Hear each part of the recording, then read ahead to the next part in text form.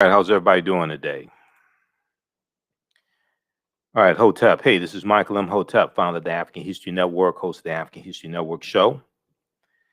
I'm a talk show host, researcher, lecturer, writer, and historian. So it is Wednesday, March 24th, 2021, and we are live. Hope everybody's doing well today. So I wanted to come on once again and do an overview of the online course that I teach, Ancient Kemet, the Moors, and the Maafa, Understanding the Transatlantic Slave Trade, what they didn't teach you in school. Ancient Kemet, the Moors, and the Maafa, Understanding the Transatlantic Slave Trade, what they didn't teach you in school. This is a 8-week, 16-hour online course that I teach, and we deal with thousands of years of history. Normally, we do it on Tuesdays, 8 p.m. Eastern Standard Time. So we know that African American History Month just passed. And, oftentimes you will hear a number of stories about lessons involving slavery going wrong in our schools, especially during African American History Month. Okay. And this past February was no exception. We saw a number of different stories about insensitivity when it came to stories dealing with or lessons dealing with African American history. And I'm going to talk a little bit about that. And then I want to do an overview of the class as well to show you exactly what we cover in the class. So I do a PowerPoint presentation, and we deal with thousands of years of history, and we deal with what led up to the transatlantic slave trade taking place also. Okay. And we have to deal with the 800-year occupation of Europe by the Africans known as the Moors. And oftentimes that's a missing link in the history because many people mistakenly think that when the transatlantic slave trade starts in the mid 15th century, this is when Europeans first come in contact with African people. And that's just not true at all. All right, so I want to bring up the PowerPoint presentation. We'll do a brief overview of this. Now, you can register for the online course also at our website, AfricanHistoryNetwork.com, AfricanHistoryNetwork.com, and I'll post a link here as well. The class normally meets on Tuesdays, 8 p.m. Eastern Standard Time. And if I can't do it on Tuesday, then we'll do it on Wednesday. All right, we'll do it the next day. Okay, so let's look at this here. I want to show you one quick story here. Now, this is from USA Today. I talked about this on my radio show, the African History Network show. This deals with some slave lessons gone wrong and lessons about slavery gone wrong. This is from March 4th, 2021. Mock slave auctions, racist lessons, how U.S. history class often traumatizes, dehumanizes Black students. How U.S. history class often traumatizes, dehumanizes Black students. So you've heard me talk before about how America needs a massive history lesson, okay? And all of this is connected with the fight against the voter restriction laws in Georgia, the Republicans trying to push through 253 voter restriction bills in 43 state legislatures, the fight over the Confederate monuments, the Confederate battle flag. All this deals with not clearly understanding history. And then when we look in our schools, we see these lessons dealing with slavery that are oftentimes dehumanizing to African Americans, and they could be very insensitive and oftentimes inaccurate. And one of the things that you hear me talk about is the study from the Southern Poverty Law Center called Teaching Hard History, American Slavery, Teaching Hard History, American Slavery. And I use this in the online course, but in a lot of presentations that I do, I talk about this as well. And this study documents how the history of slavery is oftentimes mistaught, incorrectly taught in schools all across the country. and it gives numerous recommendations on how to more accurately and more correctly teach that history. Okay, we'll talk about that in just a minute here. All right, how's everybody doing? Everybody share this broadcast on social media platforms. Invite your friends to tune in. In the class, I do it live normally on Tuesdays. As we record all the sessions, as soon as you register, you can go back, watch last week's class. You can watch the classes that you missed. This time around, and teaching the classes is the first time I've taught this class since 2019. This time around teaching it, we're going to end up doing 9 weeks because I had 2 guest speakers a few weeks ago. Dr. David Imhotep, who wrote the book, The First Americans Were Africans, Documented Evidence. He wrote this book. He was a guest speaker in my class. And then also Sister Nubia Wardford, who's a cultural anthropologist. He was a guest speaker a few weeks ago as well. So we're going to end up doing 9 weeks instead of 8 weeks. So the class is regularly $130. It's on sale $80. You can watch the classes from around the world. You can watch them over and over again. And you can use them with your children as well. I would say the classes are PG-13. Okay. So if we look very quickly here at this article, and then we also see the fight. I'm going to show you another article in just a minute. We see a fight in certain state legislatures trying to control what teachers can teach about slavery and racism and oppression, things like this as well. Okay.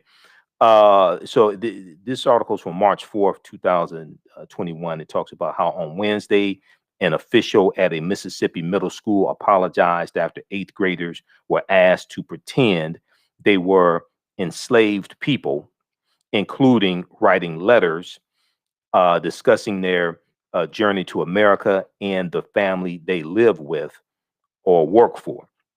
During Black History Month 2021, a Florida high school teacher was suspended with pay after allegedly telling students slaves were not whipped by white people and that the N-word, a racist slur, quote, just means ignorant, end quote.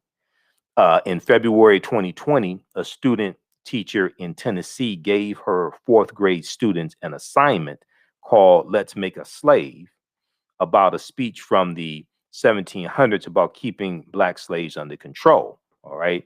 Now, I'm not sure if they were dealing with let's click on this link here. I don't remember. I hope they're not talking about the fake Willie Lynch letter of 1712. Let's make on November 3rd. Okay, so let's look at this article here. See, this is what happens to a lot of our children in schools. Okay. And it could be public school, private school. It could be independent school. It could be a homeschool, because I'll be the first one to tell you, there's some people doing homeschooling, don't know what the hell they're doing. Okay, so it's not specific to the type of school. All right. The problem is a lot of the information is just wrong. Okay. Metro Schools employee alleges she was demoted after complaining about slavery assignment. This is from December 1st, 2020. Metro Schools employee alleges she was demoted after complaining about slavery assignment. So if you've seen my broadcasts over the past few years, you know I've done a number of them dealing with slave history lessons gone wrong, slavery history lessons gone wrong. We see this every February. Now we'll see this throughout the year, but especially in the month of February for African American History Month, we'll see this. Okay. All right. So it says a Metro Nashville public school employee has filed a lawsuit alleging she was demoted from her position with the district after filing a first lawsuit on behalf of her son over a controversial assignment taught at Waverly Belmont Elementary School early this year, early 2020.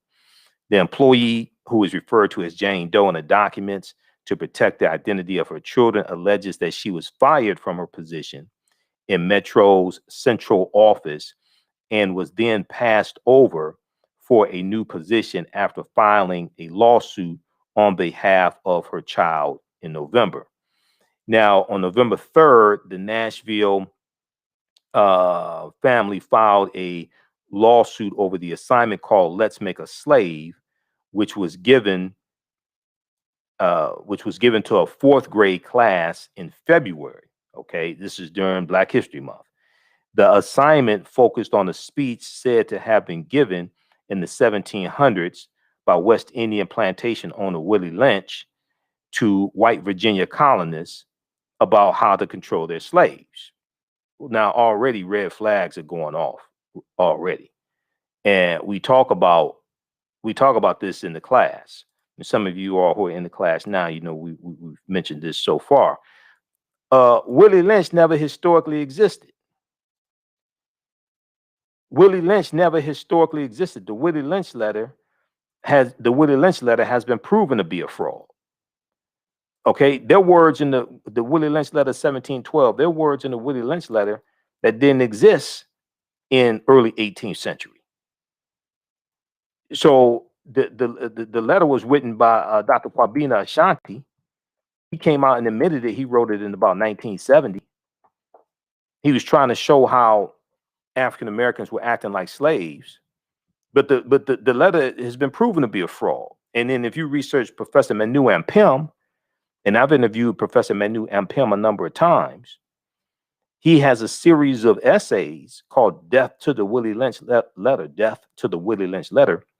He goes through step by step and shows you how the Willie Lynch letter is a fraud. So, see, once again, for them to use this as a teaching tool is just backwards. I was going to call it as backwards, but it's just wrong. It's just it's just wrong.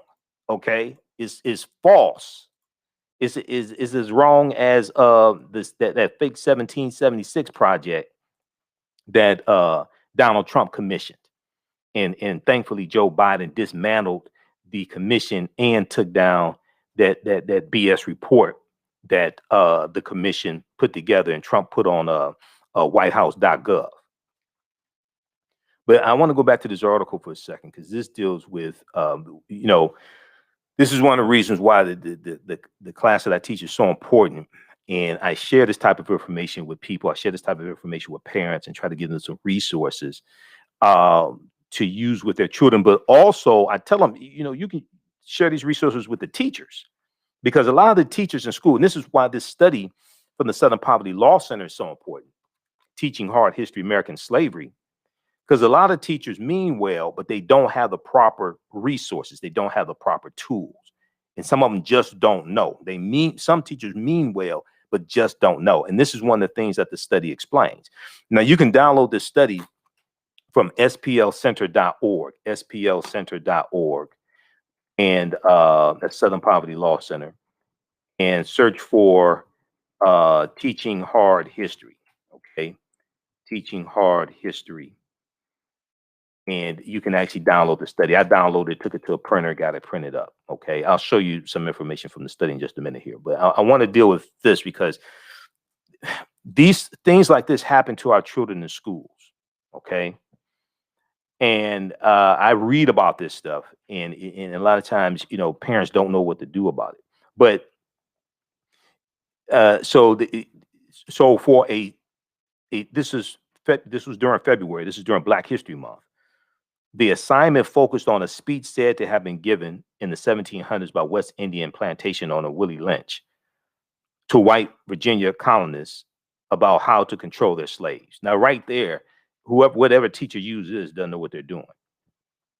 Now, in the new lawsuit filed in U.S. District Court on November 24th, 2020, Jane Doe claims that her previous job position was eliminated and she was demoted back to a classroom teaching position, and only then because she is tenured, in retaliation for her speaking out and filing the first lawsuit over the assignment and the harm her son suffered. Okay, so here you have this sister speaking out against this bogus history lesson, or African American history lesson, and they're using a fake speech in the lesson, and she's speaking out against the lesson and talking about the harm that her son suffered.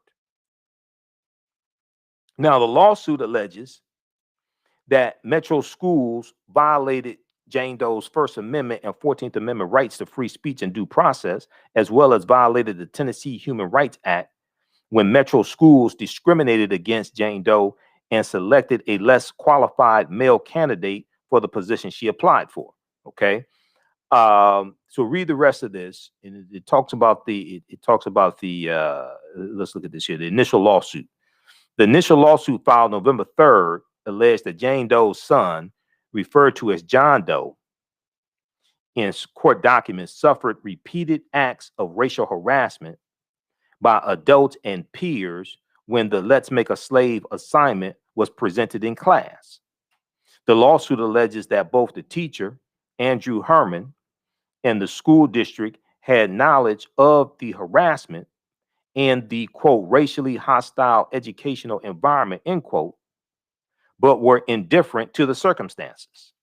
Racially hostile educational environment. Now, the assignment required students to read the speech. This is the fake Willie Lynch speech of 1712. I've done a lot of research on the speech. I've done lectures in the past, and I've interviewed Professor Manu and Pim a couple of times dealing with and going through breaking down the fake Willie Lynch letter 1712. Willie Lynch never historically existed. The letter was written in about 1970. There are words in the speech like self-refueling that are 20th century words, not 18th century words. Self-refueling comes from the transportation industry. The letters are fraud.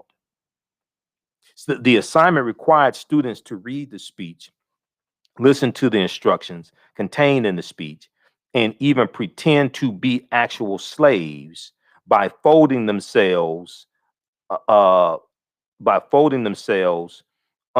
their desks and pretending to seek freedom from slavery, according to the lawsuit. Now, see, when I hear things about stuff like this happen to our children, it pisses me off, because if you read the study from the Southern Poverty Law Center, Teaching Hard History, American Slavery, one of the things, now this is a free study. Now, how I know about it and teachers that have teaching certificates don't know about it, I don't understand.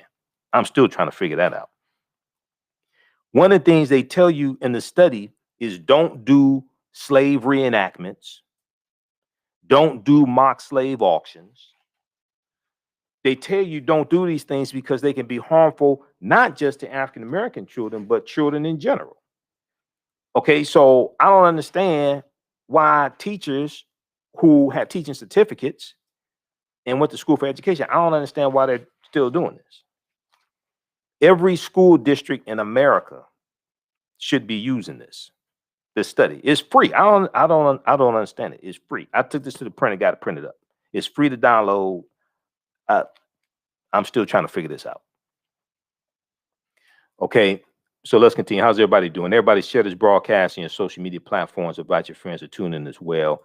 And I'm going to do an overview of the online course that I teach, also called Ancient Kemet, the Moors, and the Maafa, Understanding the Transatlantic Slave Trade, what they didn't teach you in school.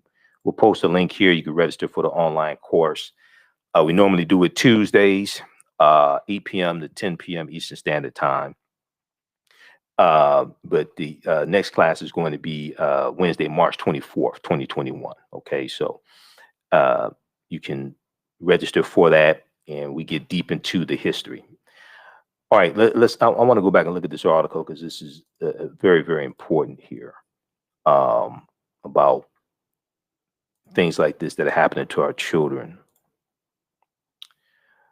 Okay, let's go back to this. Let's turn the screen share back on.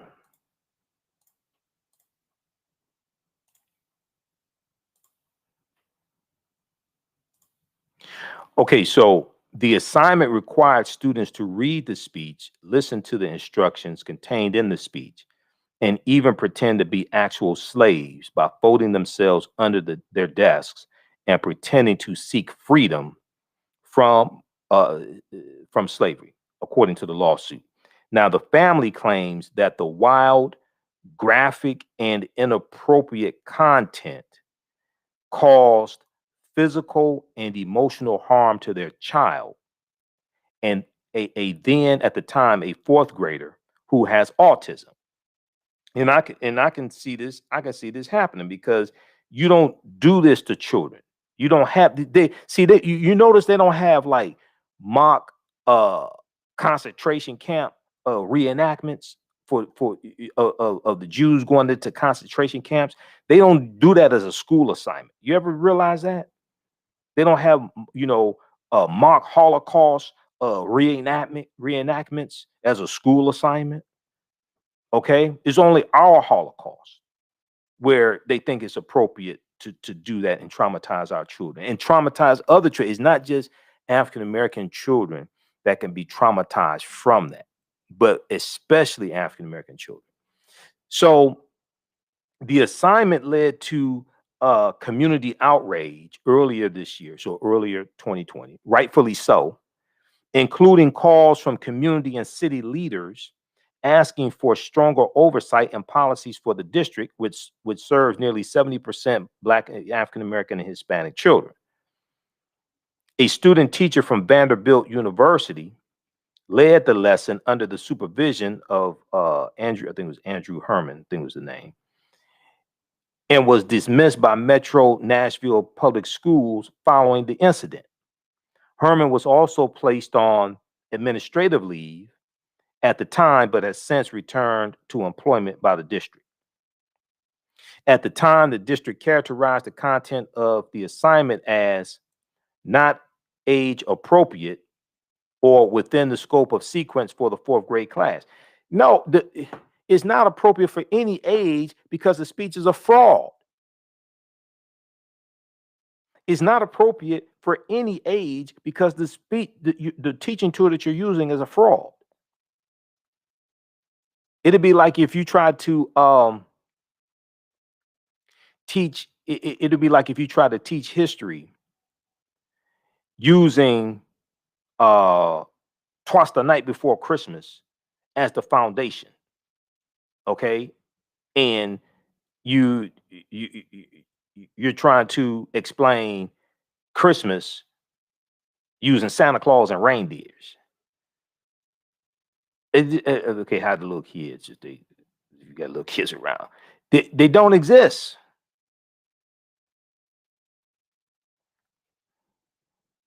Read the rest. I don't want to get tied up in this because it's going to raise my blood pressure. Read the rest of this article here. This is from December 1st, 2020.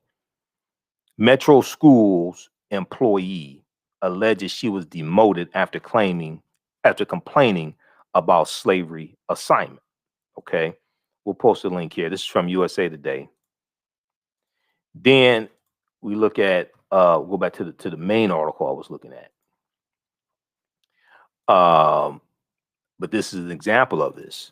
Okay, and this is why in some of these articles they'll cite the study from the Southern Poverty Law Center teaching hard history of American slavery. I think they cited in this article as well.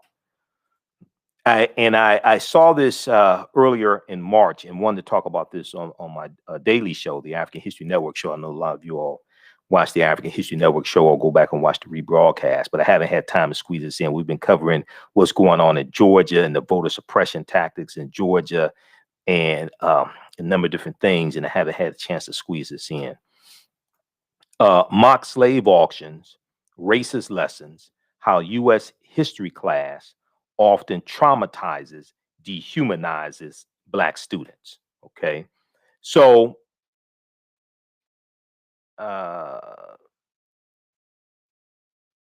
if we look at this here,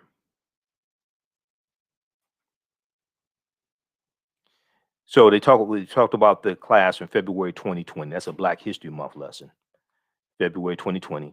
In 2019, a fifth grade teacher was accused of holding a mock slave auction in which white students hid a bid on Black students in New York. Now, I talked about that. I did a whole broadcast dealing with that one. We may rebroadcast that out to see. I have so much content. I've been going through looking at some of the archives. I've been going through, and I'm still editing video from like the past couple of weeks, shows from the past couple of weeks. I'm still, I've got so much content. We may rebroadcast that. That one dealing with what took place in New York. Okay. Also, African American business owners, post the name of your business here on the thread of the broadcast, and we'll let you know how you can advertise with the African History Network. We have a few slots that are open now. Email us at email us at ahnshow@africanhistorynetwork.com, ahnshow@africanhistorynetwork.com to advertise with the African History Network or to find out about advertising with the African History Network. Okay, let's continue here. Just 1 second here. All right. So I want to go back to this article, then I'm going to show you some of the slides. We'll do an overview of the content that I cover in the class, the online class.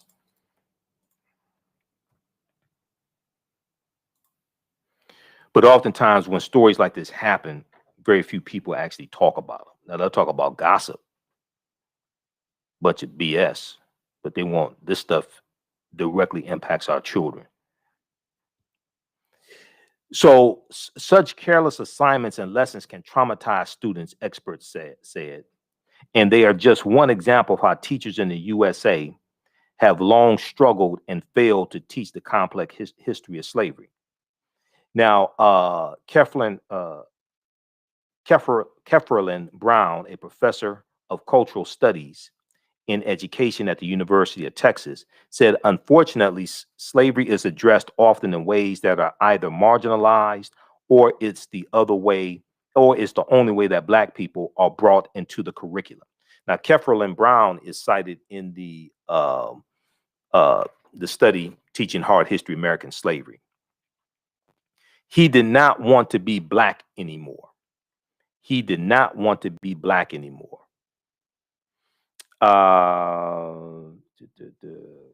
Lawsuit filed. Child was told. Okay, so in this particular one, in May 2019, teacher Patricia Bailey made Nicole Day's son, another Black student, stand in front of their class while other students bid on them during a social studies lesson at North Elementary School. Okay, so that case, I actually went in depth and covered that case. It needs more context. It should not have happened, but there was a lawsuit behind that as well. What actually happened really needs more context than is what is here. The child was apparently traumatized, though. That's why you should not do reenactments. But this particular one, that's the one that I remember. Let me see. The children were told to refer to the winning students as masters and were warned not to try to escape because they would be chased down and violence would be done to them, according to the report. Okay, I don't think it was this case. It was another one. There was another case that I covered and I did a in-depth broadcast on. And I got statements from I played statements from the teacher, her attorney, but also parents that came out in defense of the non-white parents that came out in defense of the teacher. That particular one, and I have to look and see which one. It was dealing with bidding on slaves. That particular one, even that particular one is, I would say, is different than some of these other cases. Let me put it like that. There was no ill intention, and it was a question the student asked. A student asked the question, well, how could white people sell Black people like this? You know, how could they do that? So she said, okay, let me explain it to you. Let me show you. This is a bad thing to do, but it's different than some of these other cases. So in this one right here, the children were told to refer to the winning students as masters and were warned not to try to escape because they would, quote, be chased down and violence would be done to them, according to a report from the New York Attorney General's office. Now, Nicole Days said her son had to receive counseling after the incident, which the Attorney General's office found had a profoundly negative effect on all students present, especially the African American students. He told me that he did not want to be Black anymore, Nicole Days said. He didn't want to go to school because he didn't know if he could trust the teachers. Now, more than a year and a half after the incident, Nicole Days said her son, 12 years old, still worries that he's judged because he's Black when they're out in public. Okay, still worries that he's judged because he's Black when they're out in public, and his friendships have been seriously affected. All right, so check out the rest of this article. This deals with when slave lessons and history lessons go wrong in schools, mock slave auctions, racist lessons, how U.S. history class often traumatizes, dehumanizes Black students. Okay, all right, um, so let's look at this. I want to bring up the PowerPoint presentation. Bring up the slides. We'll do an overview of some of uh, the content of the online class that I teach: ancient Kemet, the Moors, and the Maafa, understanding the transatlantic slave trade, what they didn't teach you in school. Okay, let's look at this here. Because I deal with some of this in the class, and we deal with talk some about the study teaching hard history, American slavery. So once again, let me show you this study here. I'll show you the cover of it. Teaching Hard History, American Slavery from the Southern Poverty Law Center. And there was this article here. I first found out about this study back in February of 2018. There was an article from theatlantic.com called What Kids Are Really Learning About Slavery. What Kids Are Really Learning About Slavery. A new report finds that the topic is mistaught and often sentimentalized, and students are alarmingly misinformed as a result. Okay. And it goes through and talks about how they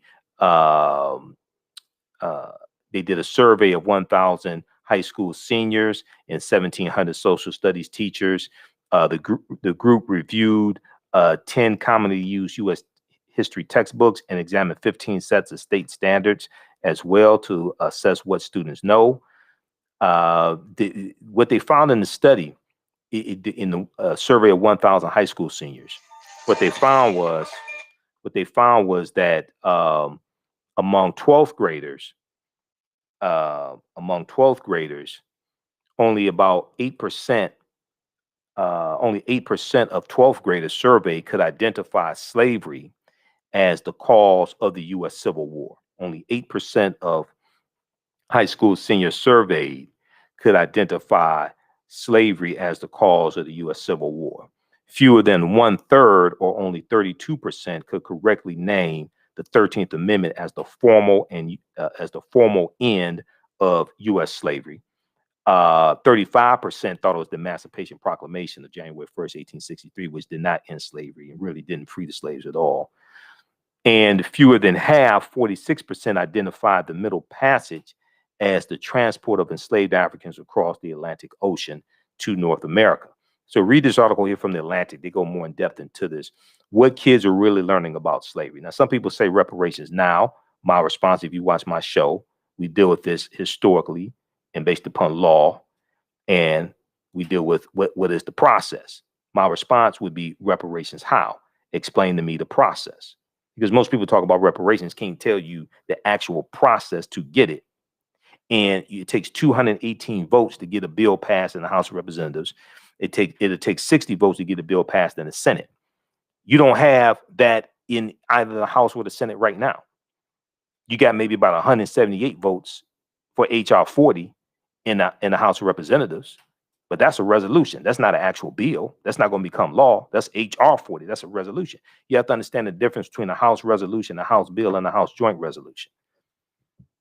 You don't have, if you can't get a bill passed to study reparations, how are you going to get one passed to pay reparations?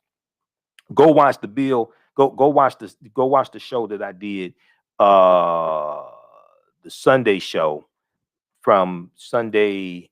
What day was that? No, I think we did it Monday, March 22nd, dealing with Evanston, Illinois, and reparations for redlining that they're going to disperse in Evanston, Illinois to African Americans. Go watch that one. We go deep into it. Then go watch the March 7th show why I talked about Evanston, Illinois, March 7th, 2021. And we went deep into it, and I laid out understanding what reparations is. Reparations is not a check.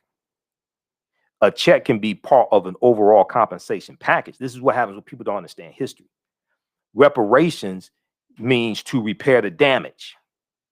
If you're talking about repairing the damage of slavery, repairing the damage means to restore you to a state prior to the damage being done. This is what repairing, this is what the concept of reparations is, to make people whole again, to restore them to a state that they were in prior to the damage being done.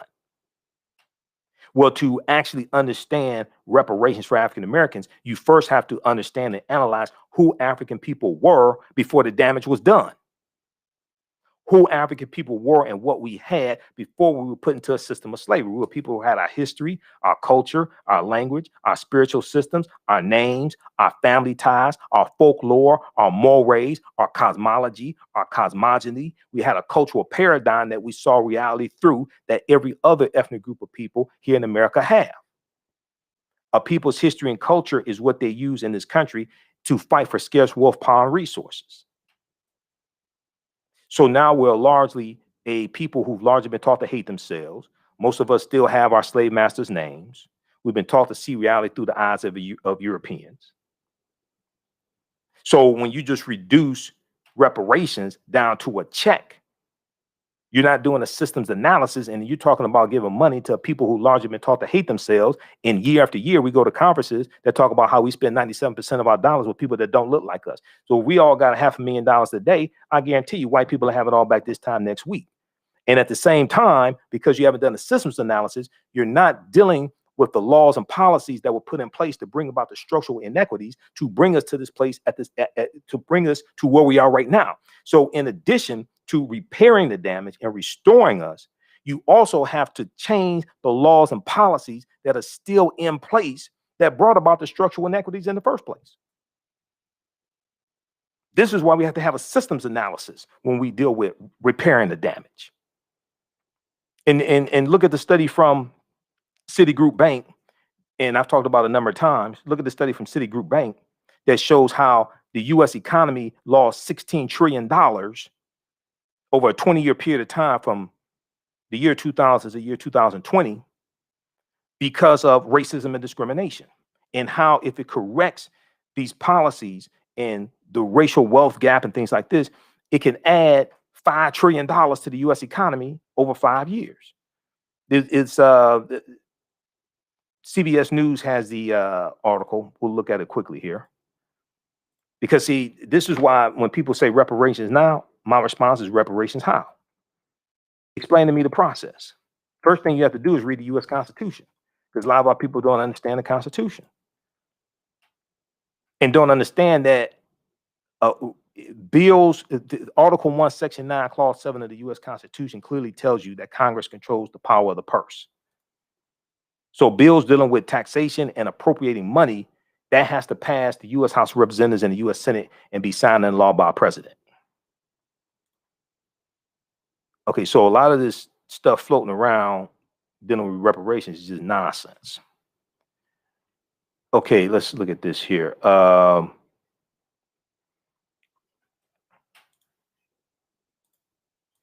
Reparations has cost the U.S. $16 trillion, Citigroup fines. Reparations has cost the U.S. $16 trillion Citigroup fines. This is on September 23rd, 2020. I've done a whole presentation that we air a number of times dealing with this. America could have been $16 trillion richer if not for the inequities in education, housing, wages, and business investment between Black and white Americans over the past 20 years, new research concludes. The study released this week by Citigroup Bank is the latest in a body of research, that attempts to quantify the economic impact of systemic racism. Now, racism is a system of advantage and privilege distributed based upon race. Racism is a system of advantage and privilege distributed based upon race. Racism has nothing to do with not liking people, calling people racial epithets, calling people the N-word, things like that. That's not racism. That's bigotry. Racism is a power structure. Racism is a group-to-group relationship. This is why we have to be very careful when people try to obfuscate, okay, what racism is, and then reduce it down to calling people racial epithets, calling people racial slurs, and then say black people are just as racist as white people. No, you don't want to actually deal with the power structure and actually deal with what racism is and how racism comes out of the ideology of European white supremacy, and it's designed to preserve genetic white survival. You're trying to confuse people on what racism is. We cannot allow that to happen. The study released by Citigroup is the latest in a body of research that attempts to quantify the economic impact of systemic racism. Citigroup arrived at a $16 trillion figure after estimating that African-American workers have lost $113 billion in potential wages over the past 2 decades because they could not get a college degree. The housing market lost $218 billion in sales because African-American applicants could not get home loans. And about $13 trillion in business revenue never flowed into the economy because African-American entrepreneurs could not get access to bank loans. What's more, the U.S. could have $5 trillion in gross domestic product over the next 5 years if those gaps and others were closed today, the study indicated. So you're dealing with closing the gaps, which deals with changing the laws. The reason why you have to do this is because if we were able to get reparations today, right now, and it was just in the form of money, I guarantee you in 2 years, 3 years, 5 years, 10 years from now, we'll be right back in the same predicament. But the problem is there'll be less people who will be willing to listen to our issues and our complaints because they said, well, you said cut the check. We cut you a check. You right back in the same predicament. That's your fault. We ain't dealing with this anymore. This is why you have to do a systems analysis. You have to change the laws and policies that were put in place that brought us to where we are right now. That's part of repairing the damage. This is why trying to equate reparations with a check is ass backwards. You don't understand what happened. You can't just reduce that down to a check. You got to correct the laws and policies that are still on the books that brought us to this point. Hopefully y'all understand what I'm talking about. All right, read this article. Now, there are a lot of people that mean well and things like that and say, cut the check. No, do the research. It's more than that. Cash payments can be part of a comprehensive reparations package. Ain't nowhere in the hell reparations should only be in the form of money. Oh, no. Every year, reports come out and we read articles and go to conferences that talk about how we spend 97% of our dollars with people that don't look like us. What do you think is going to happen if we all get a bunch of money? You think that spending pattern all of a sudden is going to change and get better? If anything, it's going to get worse. All right. So read that. Okay, so let's go back to the actual presentation. So these are some of the slides from the online class that I teach, and this is an overview of it. How's everybody doing? Those just tuning in. I'm doing an overview of an online course that I teach called Ancient Kemet, the Moors, and the Maafa. Understanding the transatlantic slave trade, what they didn't teach you in school. We deal with thousands of years of history and what led up to the transatlantic slave trade taking place. I'm Michael Imhotep, founder of the African History Network, host of the African History Network show. Okay, so let's look at this here. This is an interesting study right here, and I've been looking at these studies for years. New studies find that positive feelings about Blackness improve academic performance for Black girls. New studies find that positive feelings about Blackness improve academic performance for Black girls. Believing that Black is beautiful, an important mantra of self-acceptance and self-love could pay major dividends in school, a new study finds. Now, this is I've talked about this in some of my presentations, some of my lectures, especially during African American History Month, because all of this is connected. So this was a study that appeared in the Journal of Blacks in Higher Education. And it focuses on a new study from Sharita Butler Barnes, Professor Sharita Butler Barnes, a professor at Washington University in St. Louis. And the study finds that young Black women, young African American women with strong racial identity are more likely to be academically engaged, curious, and persistent. Okay, African American, young African American women or African American girls with strong racial identity are more likely to be academically engaged, curious, and persistent. So the survey looked at 733 African American middle and high school girls in 3 socioeconomic school districts in the Midwest. The study is called Promoting Resilience Among African American Girls, Racial Identity as a Protective Factor. Promoting resilience among African American girls, racial identity as a protective factor. And it was published on the Childhood Development Journal website. And it found that feeling positive about being Black, along with feeling supported by their schools, correlated with the girls' greater academic motivation. Now, researchers also found that feeling good about your racial identity could act as a buffer for students in hostile or negative academic environments. And there are a number of studies that show a positive correlation between African American children doing better in school academically, having higher self-esteem, etc., and knowing more about themselves, knowing more about their history, being involved in cultural events, different things like this. Okay, so your thoughts create feelings, your feelings create actions and behaviors, your actions and behaviors create results. What you do for yourself, what you do to yourself, and what you allow the people to do to you and get away with is based upon what you think about yourself. What you think about yourself is based upon what you've been taught about yourself. What you've been taught about yourself is based upon everything you've read, heard, and seen about yourself. All right. So here's an overview of some of the things that we deal with in the course. We deal with the 800-year occupation of Europe by the Africans known as the Moors, shocking archaeological discoveries that are causing experts to rethink everything, how insurance companies, I think I skipped a slide. Hold on. Did I skip a slide? Yeah. What was, let's start with this one here.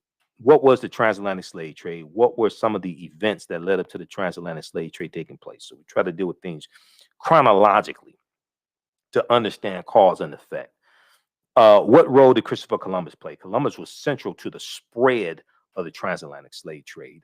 Columbus and his 4 voyages, and he's going into the Bahamas and Puerto Rico and Honduras and Panama and different things like this. And they're setting up, the Spanish are setting up these plantations, especially sugarcane plantations.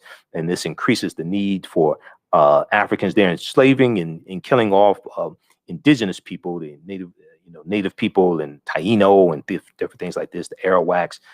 And in some of these areas that he's in, there are already African people there, as Dr. David Imhotep talks about in The First Americans Were Africans, documented evidence. But then they're going to have to bring in African people based upon their concept, bring in Africans, enslave them, and then you're going to see 1517 with the Asiento de Negros and King Charles I.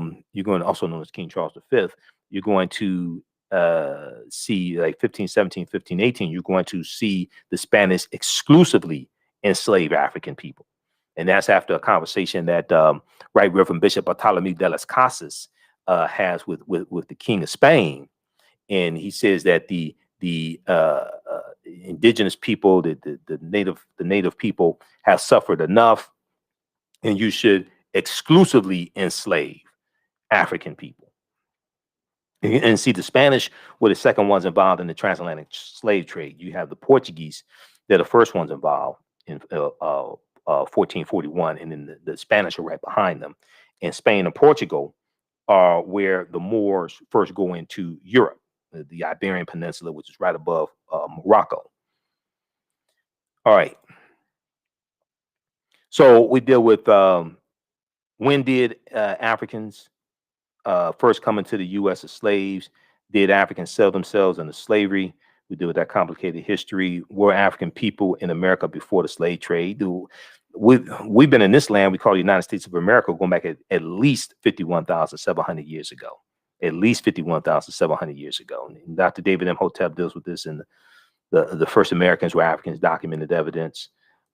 These were the Khoisan, who have the oldest DNA on the planet and go all around the world. We'll talk about that here in just a minute. We do with the 800-year occupation of Europe by the Africans known as the Moors, shocking archaeological discoveries that are causing experts to rethink everything. Insurance companies that took out insurance policies on slave ships and enslaved Africans on the plantations, okay, which is really a deep history. And there were about 40 U.S. insurance companies that sold insurance policies on enslaved Africans, okay?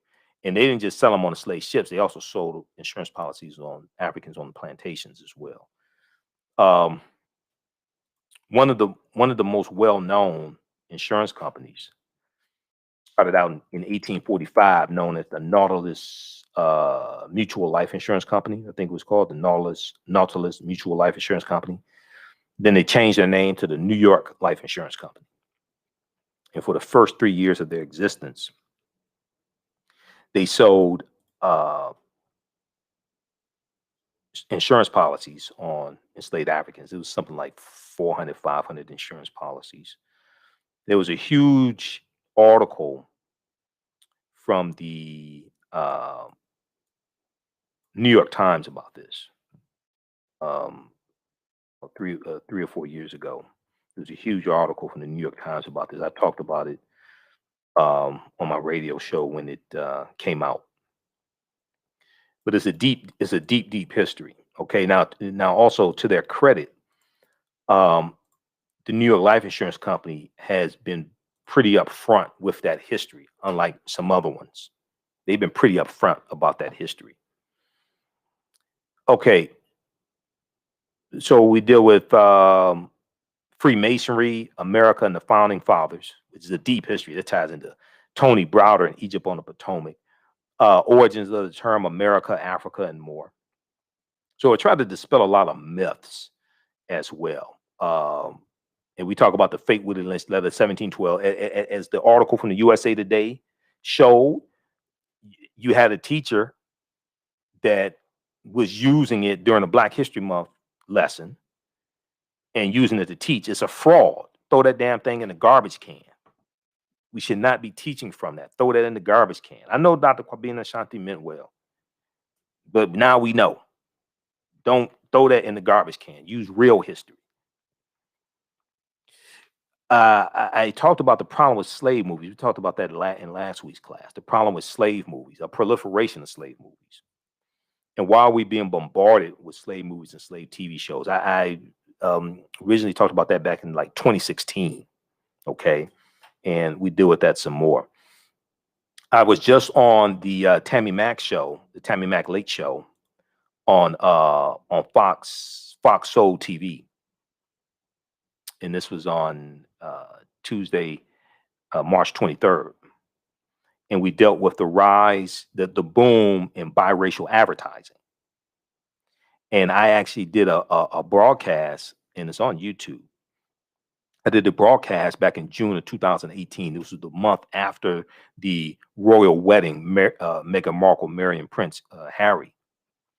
And I'm going through breaking this down and how this can also possibly be an attack on African-American men as well.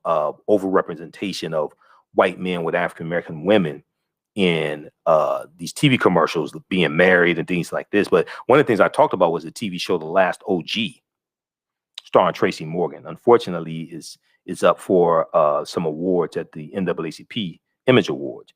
But when we contrast that, when we look at that as well as the slave movies, all this is programming.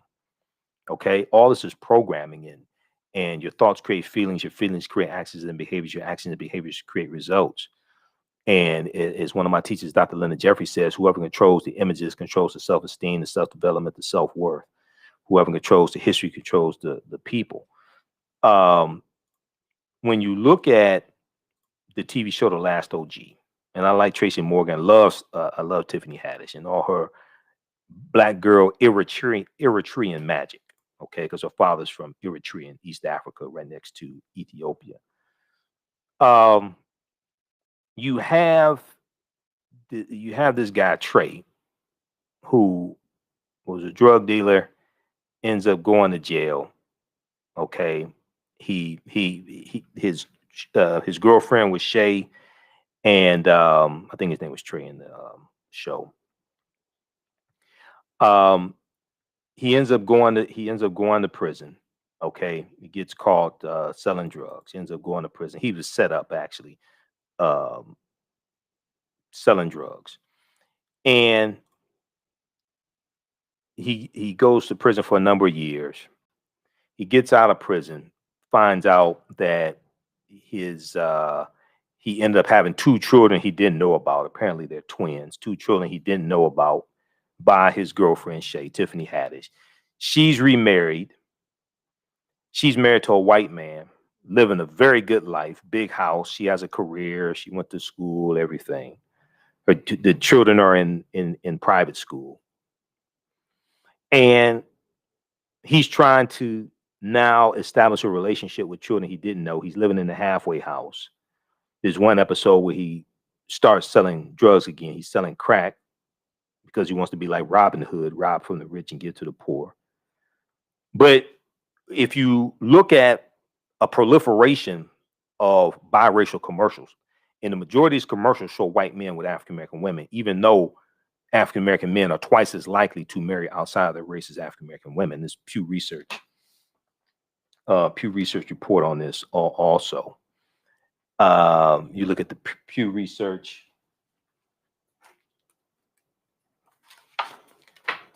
You look at the Pew Research from.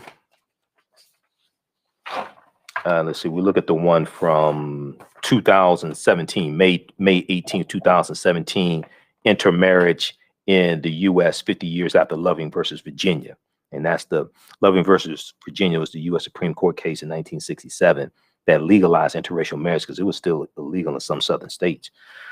But you have this show that really promotes, to me, it shows how you can have a good life married to a white man. That really shows, and some of that can be reinforced in some of these commercials as well. You know, so, but that's another conversation. But we talked about that on the Tammy Mack Late Night Show. Dr. Wendell Seffo was sitting in for Tammy for this week. So, all right.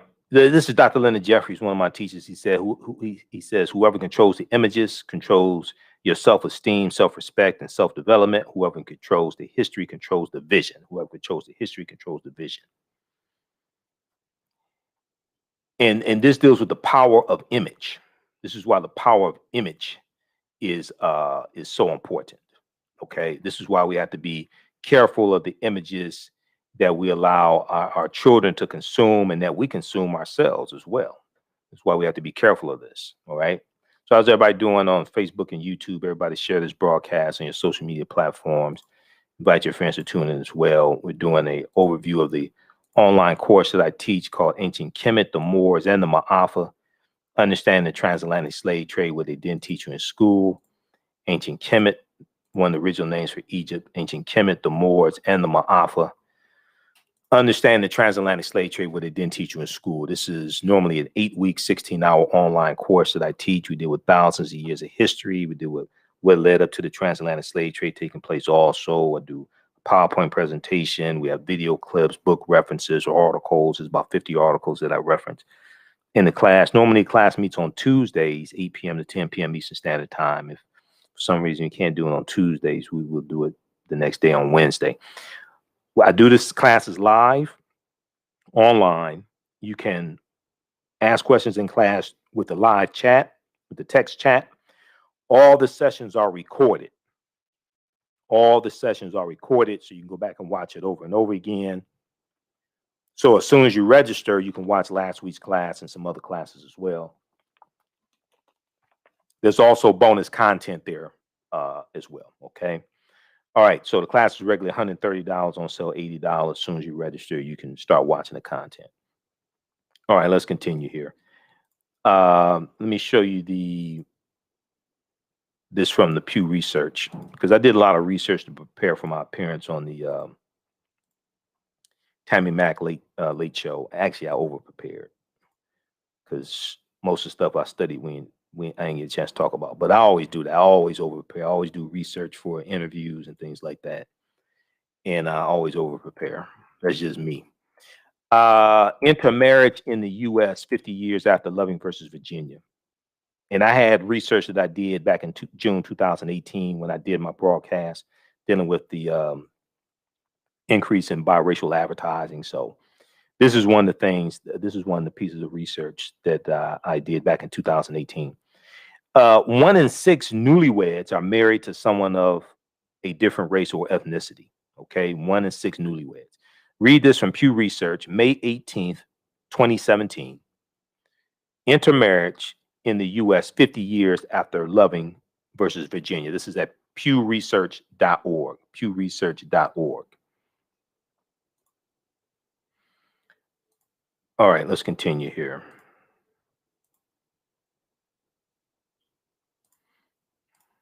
Let's go back to the slides so we can wrap this up. So I'm doing a brief overview of a lot of content of the online class that I teach. Let's look at this here. So we deal with the problem with slave movies while we're being bombarded with slave movies and slave-themed TV show. We saw this a lot in 2016. Saw this a lot in 2016. It is to a lesser extent now. Okay.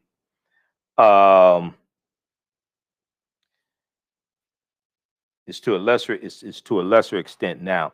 Now, I also talk about Asar, Offset, and Heru and the origins of the Immaculate Conception story. That's deep. You got to deal with that because Europeans, even before the Moors going to Europe, Europeans were worshiping the Black Madonna and Child.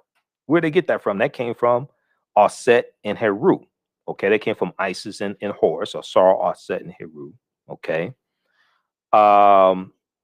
And then we deal with links to the ancient Kemet and early Christianity.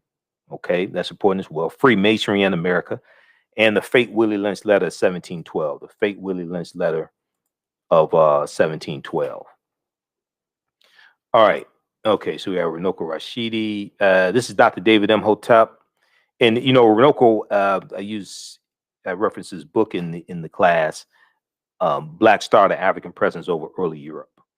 Okay, Black Star, the African Presence over early Europe, and also this is Runoko's book, Black Star, the African Presence over Early Europe, and also use Golden Age of the Moor. Golden Age of the Moor, edited by Dr. Ivy Van Sertima. Reference that as well. Okay, Golden Age of the Moor. 2 excellent books. Okay, so let's see here. Let's continue. All right. So this is Dr. David Imhotep. He wrote the book, The First Americans Were Africans, Documented Evidence. Came out 2011. His new book should be out any day now, actually. The First Americans Were Africans Revisited is his new book. I just interviewed him. I just had him. He spoke to my class a few weeks ago. So page 14 of his book, he deals with the discovery that took place in 2004 in Allendale County, South Carolina. And there was 13 types of evidence that thoroughly documented an African presence in this country that we call the United States of America, going back at least 51,700 years ago. They found, so Dr. Albert Goodyear is an archaeologist at the University of South Carolina. They found artifacts, architecture, campsites, carvings, footprints in lava, genetic M174D haploid groups dealing with DNA and genetics, campsites, carvings, Egyptian writings, footprints in lava, linguistics, paintings, skulls, skeletons, structures, tools. They found 13 different disciplines 13 different types of evidence, thoroughly documenting an African presence in the U.S. going back at least 51,700 years ago. Now, this is before Native Americans came into existence.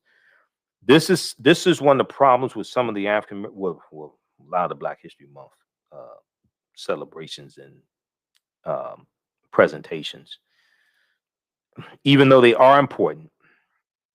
And I, deal with the whole history of African American History Month and Dr. Carter G. Woodson.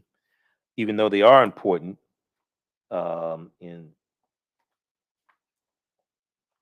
this one right here is a good book dealing with the history, dealing with Dr. Carter G. Woodson and his history. This is by Dr. Payro Dakbovie, who is a history professor at Michigan State University. This is Carter G. Woodson in Washington, D.C., the father of Black history. Carter G. Woodson in Washington, D.C., the father of Black history. Okay. If it wasn't for Dr. Carter G. Woodson, we wouldn't have an African American History Month or Black History Month. Okay. It starts in 1926, officially as Negro History Week. And 1976, it becomes a monthly celebration. But it was never designed to be the only time of the year that we study our history. Okay. There's a period of time of celebrations and different things like this, lectures. It was never designed to be the only time of the year we study our history.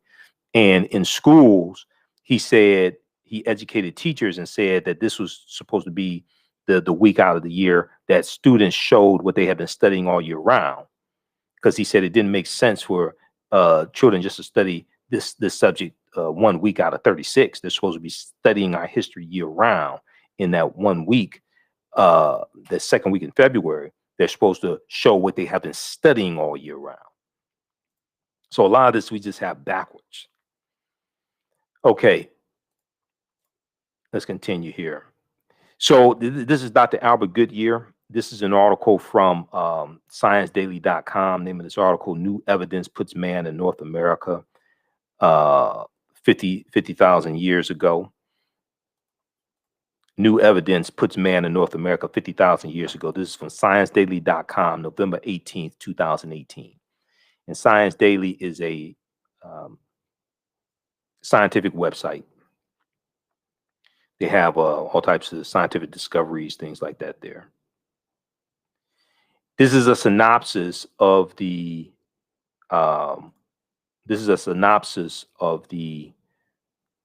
article.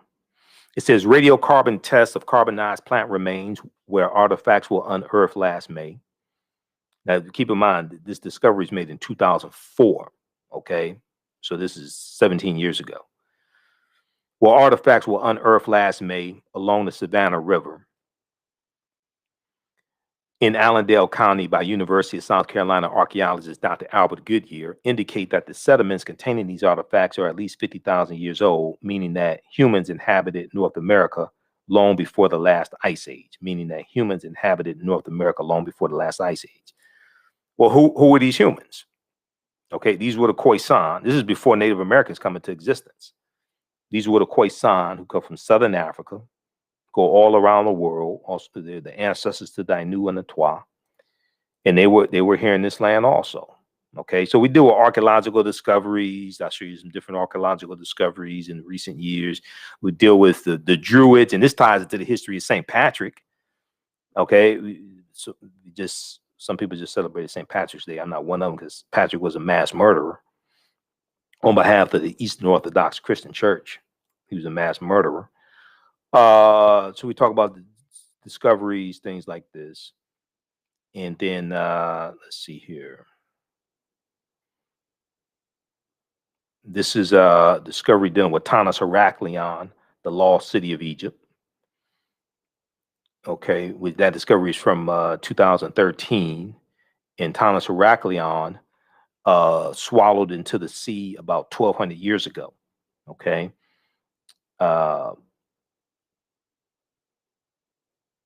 Research that Tanis Heraklion, the lost city of Egypt. All right, very quickly here, if we look at, so we also deal with the 800-year occupation of Europe by the Africans known as the Moors. And the Moors are taking the teachings from ancient Kemet, ancient Egypt into Europe. And this is going to bring Europe out of the Dark Ages. So you have to understand like this chronology of history and what's going on in Europe when the Moors go in 711 AD. And then what this leads to. So this is a tekken. We see the tekken in ancient Kemet.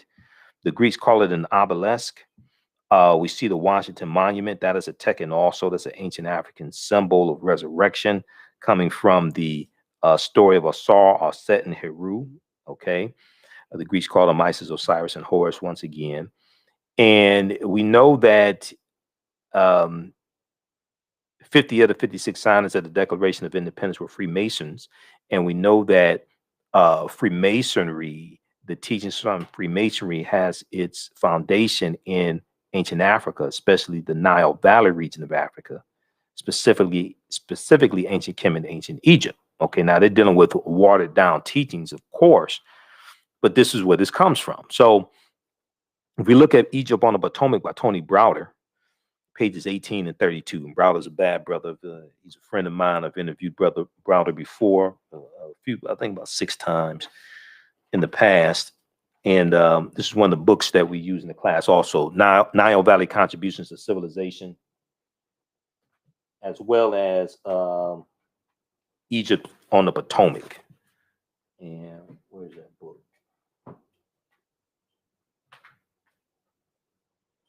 We got Egypt. I've got it right around here somewhere. We got a bunch of books here.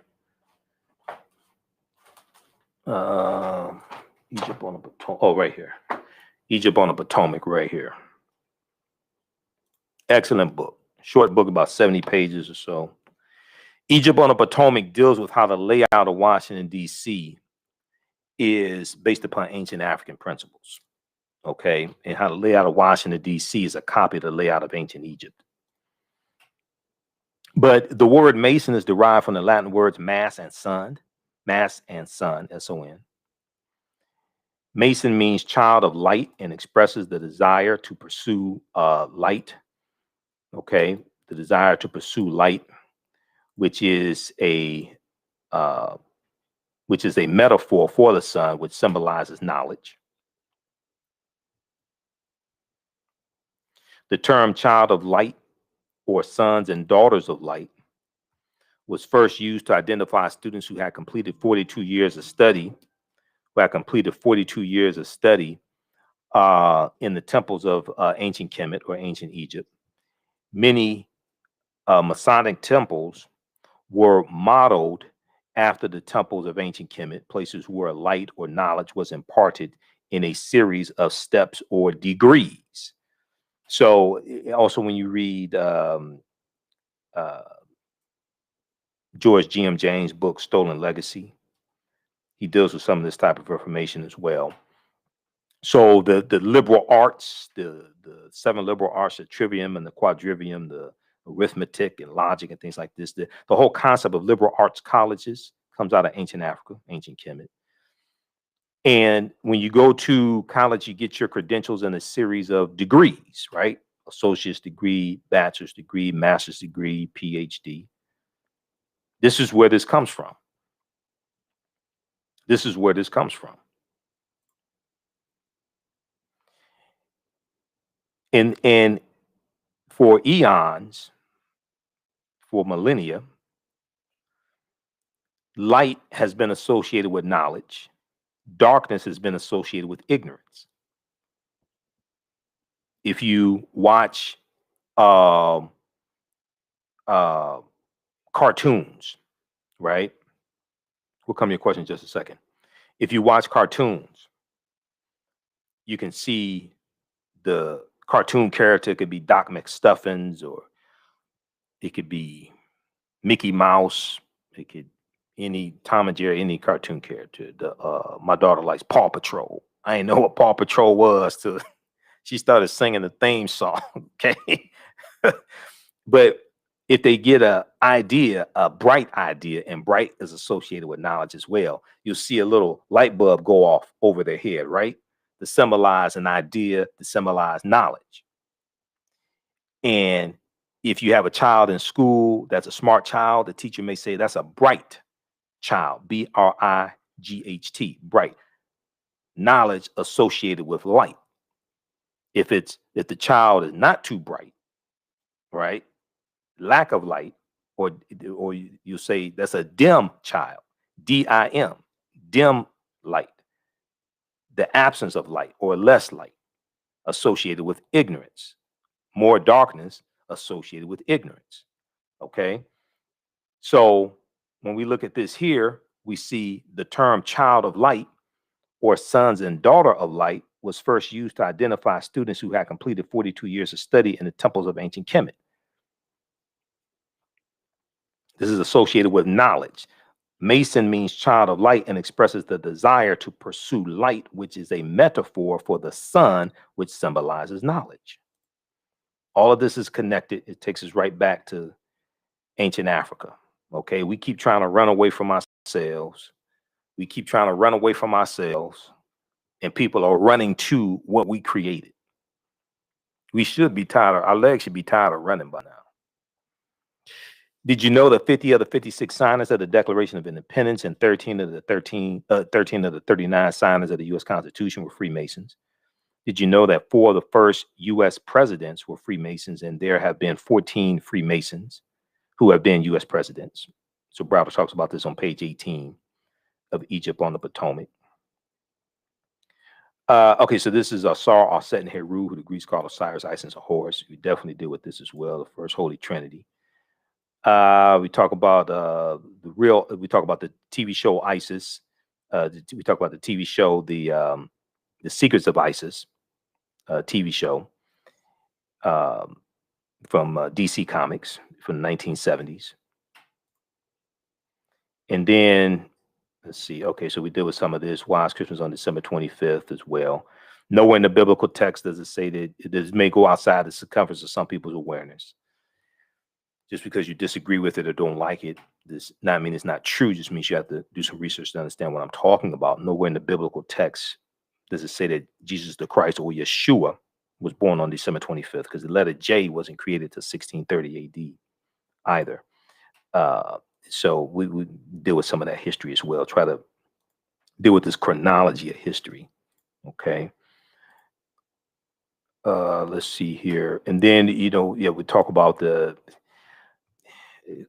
once again, we deal with the Moors and deal with things like, I tie this into news articles that you'll see in the news, but not really understand the connection to the deep history, whether it's talking about Black Pete, Joie de Piet, and the parades that they have like every early December in the Netherlands, Holland, things like this, of Black Pete, who was a Moor. But this right here, these are the national flags of Corsica and Sardinia. We showed this in the class last week. We went in depth into this. These are African Moors' heads on the flags, because the Moors were in these areas and it was a monumental effort to conquer them. Okay. And many of them were going to be enslaved. They're going to be conquered and enslaved. And you see them as bandanas. They have bandanas on. But originally, these bandanas were blindfolds to signify that they were prisoners, that they were conquered. This all ties into the history of the Moors in these areas and throughout Europe. Okay. So it's a very, very deep history. All right. So we deal with that. We deal with Christopher Columbus and where Columbus went on his 4 voyages and how Columbus was central to the spread of not just disease, okay, and decimating populations he's coming into contact with, but he's central to the spread of slavery, racism, capitalism, and the exploitation of indigenous people also. Columbus on his 4 voyages. He never comes to the land that we call the United States of America, which is really, really important for people to understand. When you look at, if you go to history.com, search for Christopher Columbus, they have a lot of good information there. They show you where he went on his 4 voyages. He never came to the land we call the United States of America. The closest he came here was Cuba, which is 90 miles away. Okay. He's in Haiti and Jamaica and Cuba, Puerto Rico, Honduras, Panama, Trinidad, things like this. He never comes to this landmass that we call the United States of America.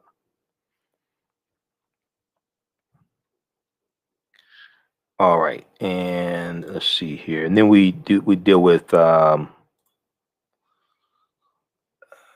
So we also talk about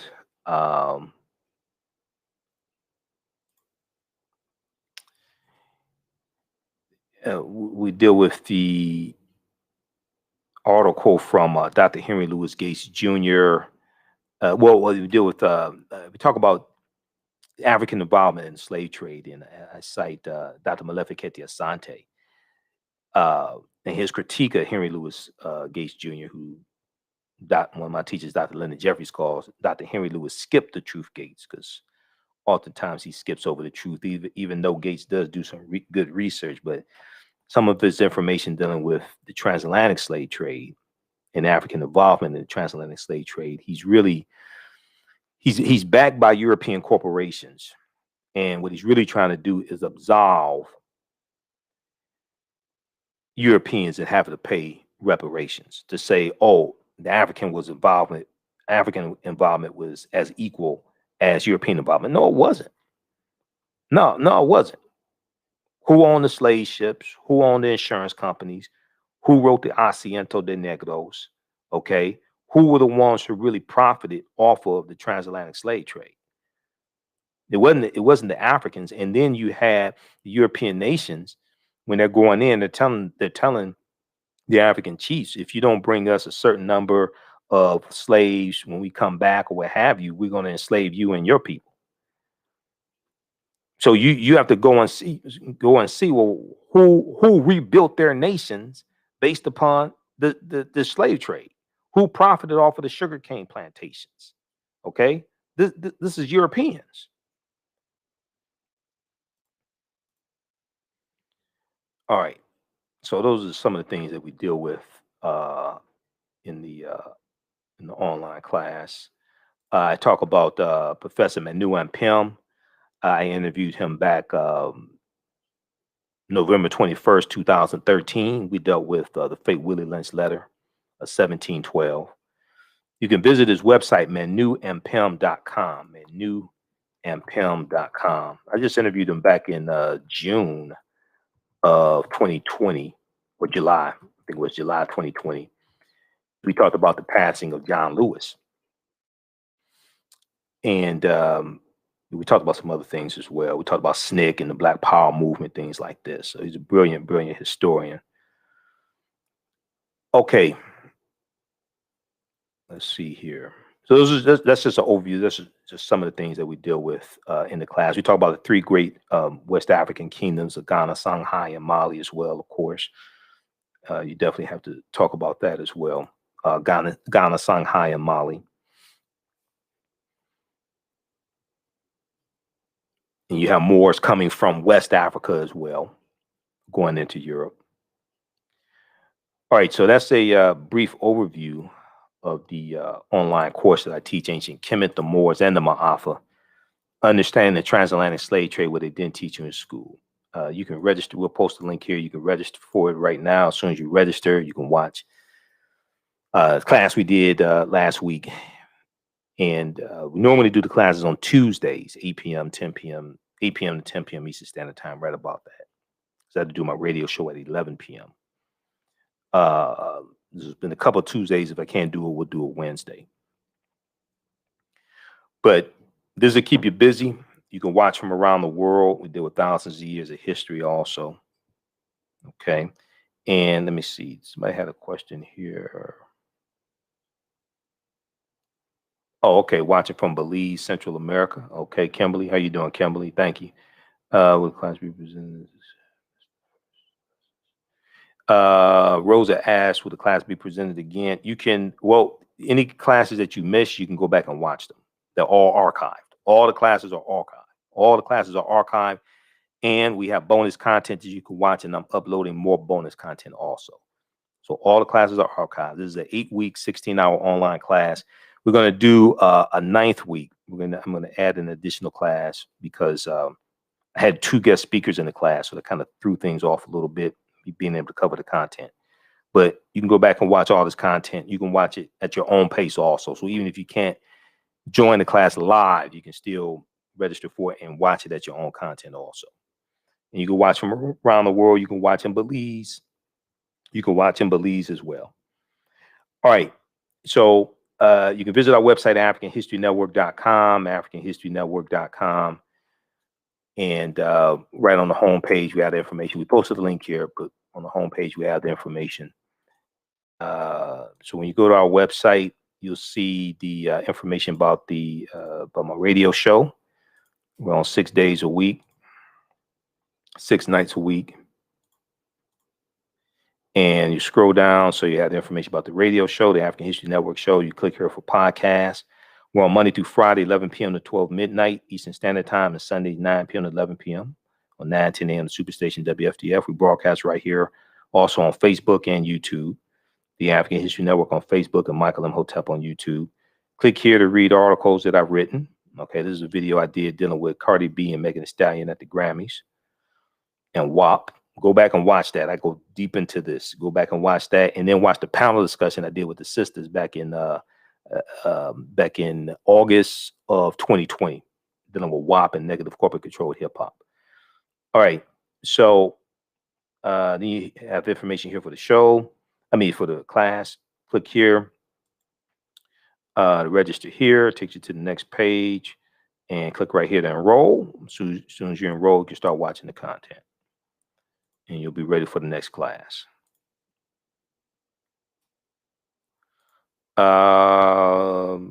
What's the name of the PDF? You're talking about Teaching Hard History American Slavery. Teaching Hard History American Slavery from the Southern Poverty Law Center. It's in PDF form also, Teaching Hard History American Slavery from the Southern Poverty Law Center. It's about a 56-page study that documents how the history of slavery is being incorrectly taught in schools all across America, and how to more correctly teach the history. Teaching Hard History American Slavery. Also, if you like this type of information, you want to support the African History Network, you can do so through Cash App, $the AHN Show through Cash App, or through PayPal, paypal.me/the AHN Show, or at our website, AfricanHistoryNetwork.com, AfricanHistoryNetwork.com. This helps us keep doing the research, stay on the air, keep doing our show 6 days a week, keep doing the research, pay some of the bills, etc. When you do it through Cash App, be sure to type in $the AHN Show, okay, through Cash App, and it'll say Michael, and it'll have my picture there also. All right, $the AHN Show, SHOW. All right, well, look, hey, we're on. Be sure to listen to my radio show on Monday through Friday, 11 p.m. to 12 midnight Eastern Standard Time. Sundays, 9 p.m. to 11 p.m. Eastern Standard Time. I'm on 6 days a week. We broadcast here on Facebook and YouTube at the same when I'm doing the radio show. Turn on live notifications so you know when we go live on social media, on Facebook and YouTube. Okay, and share this with your friends. And I'll see you in the next class. All right. Remember, right now it's corrects wrong behavior. It's not over till we win. Wakanda forever. And we'll talk to you next time. Peace. Thanks for watching.